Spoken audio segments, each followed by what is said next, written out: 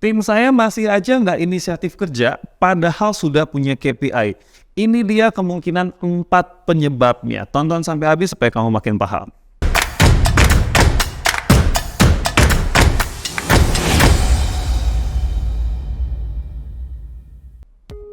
Halo semuanya, kembali lagi di channel Tanya Kak Sam. Kali ini gue mendapat pertanyaan nih, Kak Sam, kenapa tim gua tuh tetap aja nggak inisiatif kerja padahal udah dikasih KPI? Sementara dia berpikir bahwa kalau udah ada KPI, otomatis ini auto timnya itu langsung kejar KPI-nya biar tercapai dan sebagainya.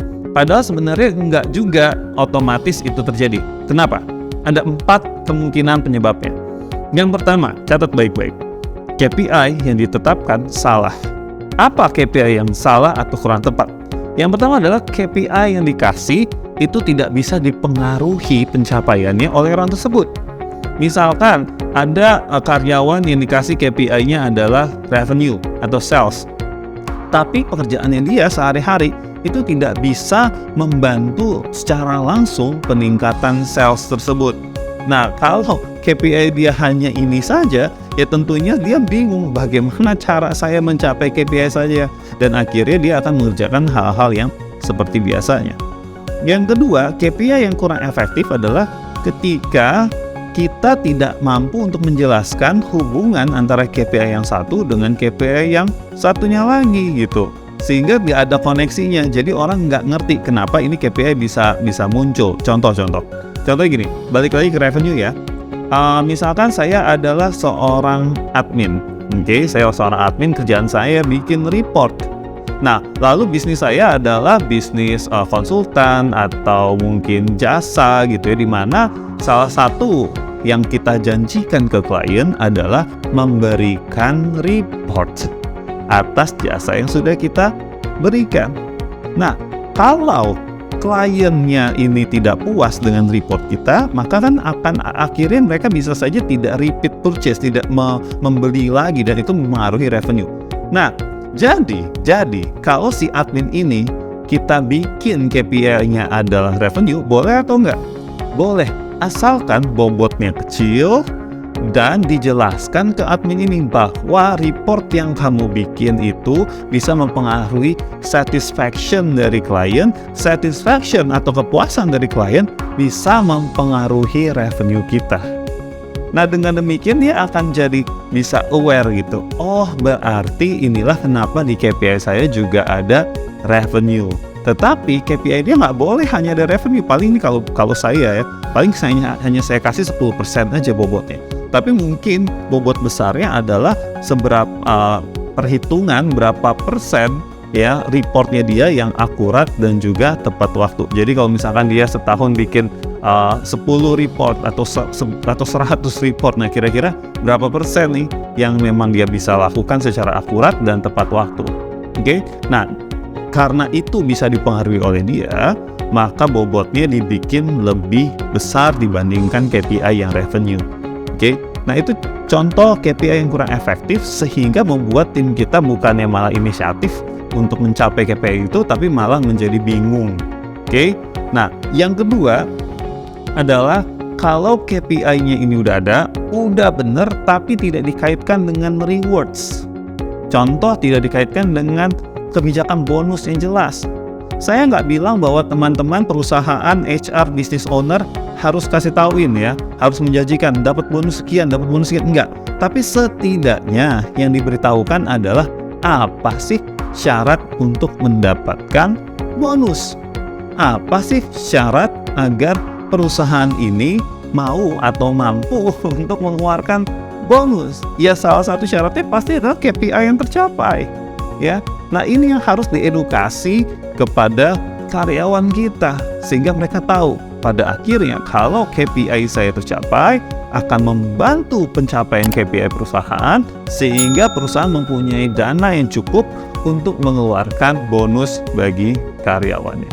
Tapi harus diingat besarnya berapa bonus itu murni betul-betul kebijakan dari perusahaan itu sendiri. Oke? Nah, yang ketiga yang bisa membuat KPI kita tidak efektif untuk membantu karyawan-karyawan ini menjadi inisiatif adalah tidak dilatih.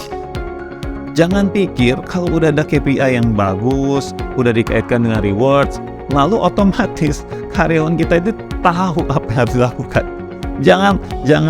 Jangan semena-mena langsung kita pikir harusnya kamu tahu dong. Enggak, tetap karyawan tetap harus ada bimbingan, tetap harus ada coaching, mentoring, training apapun itu untuk mencapai KPI tersebut. Contoh, kalau misalkan kita punya tim customer service, lalu kita pengennya ini customer service kita dapat rating dari customer itu bagus banget, cara untuk menjawabnya dan segala macam. Ya, hanya dengan ada KPI nggak akan cukup, harus di-trainingin dong, harus dilatih dulu dong bagaimana cara untuk menjawab ke customer kita supaya mereka memberikan nilai kepuasan yang tinggi. Oke? Nah, yang terakhir adalah, nah ini adalah yang paling sering terjadi, tidak konsisten. Udah ada KPI, ya, lalu mungkin waktu itu tim kita udah berusaha untuk mencapai KPI itu, tetapi pada akhirnya penilaian kinerjanya tidak melihat kepada KPI yang sudah ditetapkan. Ya, siapa yang pernah ngalamin nih? Boleh tulis di komen ya kalau udah pernah ngalamin. Iya nih Kak Sam, pernah. Udah capek mencapai KPI, tapi pas lagi evaluation performance, pada akhirnya si atasannya ini cuman subjektif aja sama kinerja saya. Nah, itu ketidakkonsistenan seperti itulah yang membuat akhirnya karyawan kita jadi males untuk mengejar KPI, untuk inisiatif bekerja demi mencapai KPI karena nggak konsisten gitu. Nah, makanya harus ada konsistensi, monitoring. Kalau kita udah punya KPI, ya udah, ini adalah dasar penghitungan kinerja kamu gitu. Kalau KPI di tengah jalan harus diubah karena sudah tidak relevan lagi, nggak apa-apa. Yang penting ada komunikasi dan kesepakatan di antara karyawan anggota tim dengan atasannya. Ya, nah jadi itu teman-teman 4 hal yang mungkin bisa membuat tim kamu tidak inisiatif walaupun sudah punya KPI. Saya rekap. Yang pertama adalah KPI yang ditetapkan salah atau kurang efektif. Yang kedua adalah KPI tidak dikaitkan dengan rewards, bonus, dan sebagainya. Yang ketiga, KPI ini tidak dilengkapi dengan rencana pembelajaran atau training. Yang keempat adalah tidak konsisten dalam menjalankan dan monitor KPI yang ada. Semoga ini bermanfaat teman-teman. Masih banyak lagi ilmu-ilmu seputar human resource dan leadership dan juga growth mindset di YouTube channel saya, Tanya Kak Sam. Jadi nyalain terus notifikasinya. Tanya apapun di kolom komen, nanti saya akan jawab melalui video. Karena biasanya ditanyain itu butuh jawaban yang komprehensif. Kalau saya ketik, takutnya nanti teman-teman dapat jawabannya nggak lengkap. Ya, jadi feel free to comment di YouTube channel saya. Mungkin sekitar 3 minggu atau sebulan kemudian akan muncul videonya. Itu adalah jawaban dari pertanyaan-pertanyaan teman-teman. So keep connect with us di @fprojecthr. Itu adalah Instagram company saya dan Instagram saya pribadi @samuelamata. See you in the next video.